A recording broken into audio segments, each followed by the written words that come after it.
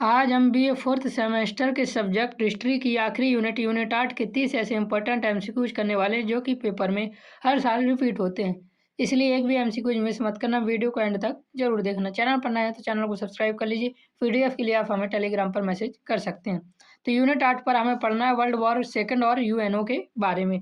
इस पर हम वर्साई की संधि के बारे में भी चर्चा करेंगे जो कि प्रथम विश्व युद्ध में हुई थी। क्योंकि द्वितीय विश्व युद्ध का कारण वर्साई की संधि बनती है, इसलिए यहाँ पे भी उसका महत्वपूर्ण क्वेश्चन बन जाते हैं। तो चलिए शुरू करते हैं यूनिट 8 के आने वाले एमसीक्यूज को जो कि पेपर में हर साल रिपीट होते हैं।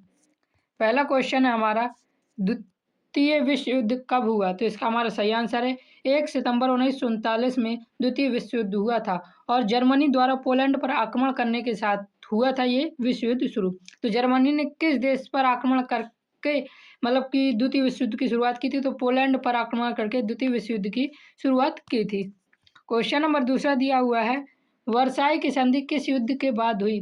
तो वर्साई की संधि प्रथम विश्व युद्ध के बाद हुई थी और ये कब हुई थी? 1919 में हुई थी। हम यूनिट 6 में इसके बारे में डिटेल से पढ़ चुके हैं। क्वेश्चन नंबर तीसरा दिया हुआ है, वर्साई की संधि किस देश पर थोपी गई थी? तो वर्साई की संधि जर्मनी पर थोपी गई थी।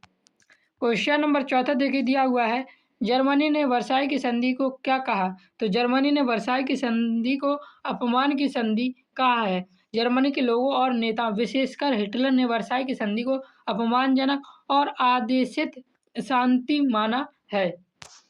क्वेश्चन नंबर 5 दिया हुआ है, जर्मनी में नाजी पार्टी का नेता कौन था? तो एडोल्फ हिटलर जर्मनी में नाजी पार्टी का नेता था। क्वेश्चन नंबर 6 दिया हुआ है, हिटलर जर्मनी का चांसलर कब बना? Very very important question. Hitler Germany का चांसलर 1933 में बना था। एग्जैक्ट डेट है 30 जनवरी 1933 को एडोल्फ हिटलर जर्मनी का चांसलर बना। क्वेश्चन नंबर 7 देखिए दिया हुआ है, नाजीवाद का मुख्य सिद्धांत क्या था? तो नाजीवाद का मुख्य सिद्धांत आर्य श्रेष्ठता थी। नाजीवाद का सबसे प्रमुख सिद्धांत नस्लवाद था, जिसके अनुसार जर्मन या नॉर्डिक आर्य दुनिया के सबसे श्रेष्ठ नस्ल है और उन्हें दुनिया पर शासन करने का अधिकार है। ये नाजीवादों का मुख्य सिद्धांत और प्रमुख सिद्धांत था। क्वेश्चन नंबर 8 दिया हुआ है हमारा, जर्मनी ने वर्साई की संधि का उल्लंघन कर किस क्षेत्र पर पुनः सैन्यकरण किया था? तो इसका सही आंसर हो जाएगा राइनलैंड पर। 1936 में हिटलर ने वर्साई की संधि का खुला उल्लंघन करते हुए राइनलैंड, जो एक विसैन्यीकृत क्षेत्र था, में अपनी सेनाएं भेज दी थी। याद रखना ये बहुत इंपॉर्टेंट क्वेश्चन हो जाता है क्योंकि पहली बार वर्साई की संधि का यहाँ पे उल्लंघन हुआ था राइनलैंड में आक्रमण करने पर, मतलब सेना भेजने पर। और ये कब भेजी थी? तो 1936 में भेजी थी। डिसीजन भी याद रखना।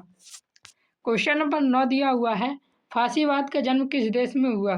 तो फांसीवाद का जन्म इटली में हुआ था। याद रखना ये।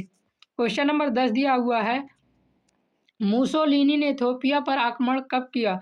तो मुसोलिनी ने इथोपिया पर आक्रमण 1935 में किया था। अपने साम्राज्य का विस्तार करने की लालसा में इटली के तानाशाह थे ये मुसोलिनी, और इन्होंने अफ्रीका देश के इथोपिया पर आक्रमण कर दिया था।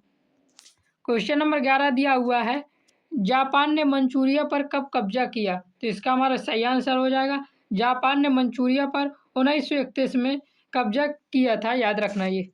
क्वेश्चन नंबर 12 दिया हुआ है, तुष्टीकरण की नीति किस देश ने अपनाई? तो इसका सही आंसर है फ्रांस व ब्रिटेन ने। 1930 के दशक में ब्रिटेन और फ्रांस ने हिटलर और मुसोलिनी के आक्रामक मांगों को मान लेने के लिए तुष्टीकरण की नीति अपनाई थी। कब अपनाई थी? तो 1930 के दशक में अपनाई थी। फ्रांस व ब्रिटेन ने अपनाई थी।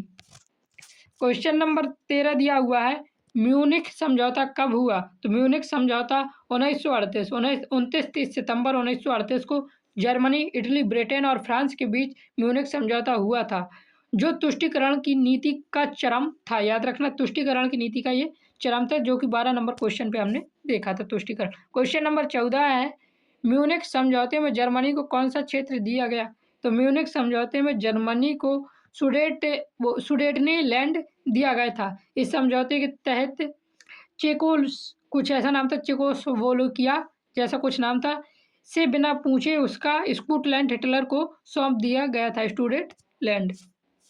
क्वेश्चन नंबर 15 है, वर्साई की संधि कब हुई थी? तो इसका सही आंसर हमारा क्या है? 28 जून 1919 को। 28 जून 1919 को फ्रांस के वर्साई महल में वर्साई की संधि हुई थी। क्वेश्चन नंबर 16 दिया हुआ है, जर्मनी ने किस देश पर आक्रमण से द्वितीय विश्व युद्ध शुरू किया? तो इसका हमारा सही आंसर हो जाएगा पोलैंड पर आक्रमण से द्वितीय विश्व युद्ध शुरू हुआ। और ये कब आक्रमण किया था? तो 1 सितंबर 1939 को ये आक्रमण किया था पोलैंड पर जर्मनी ने। क्वेश्चन नंबर 17 है, ध्रुवीय राष्ट्रों में कौन शामिल था? तो इसका हमारा सही आंसर हो जाएगा जर्मनी, इटली और जापान ध्रुवीय राष्ट्रों में शामिल थे।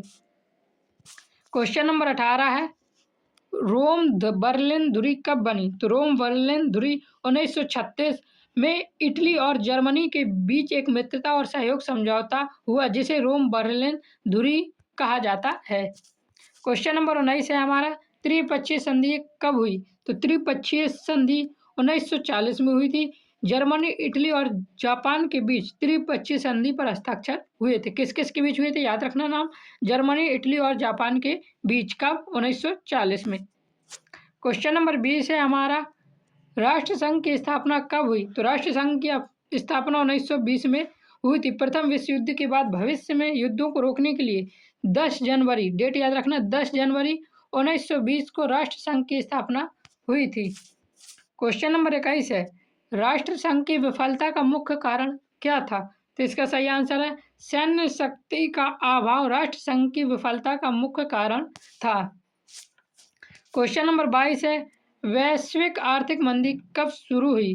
तो वैश्विक आर्थिक मंदी 1929 में अमेरिकी शेयर बाजार के क्रैश होने के साथ तीसरा की महामंदी शुरू हुई जिसे पूरी दुनिया की अर्थव्यवस्था को तबाह कर दिया था 1929 की वैश्विक महामंदी ने।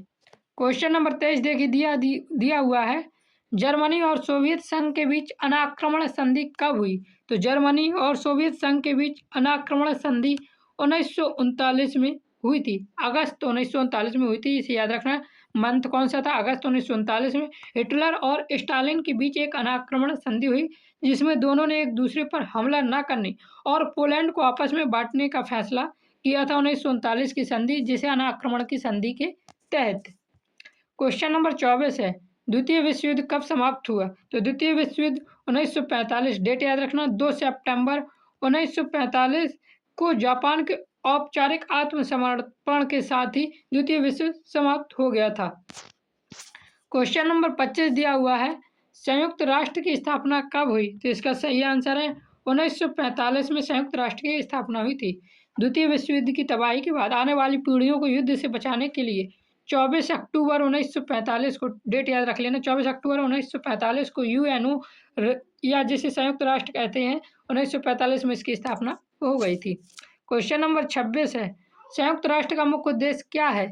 तो इसका हमारा सही आंसर है विश्व शांति स्थापित करना संयुक्त राष्ट्र का मुख्य उद्देश्य है।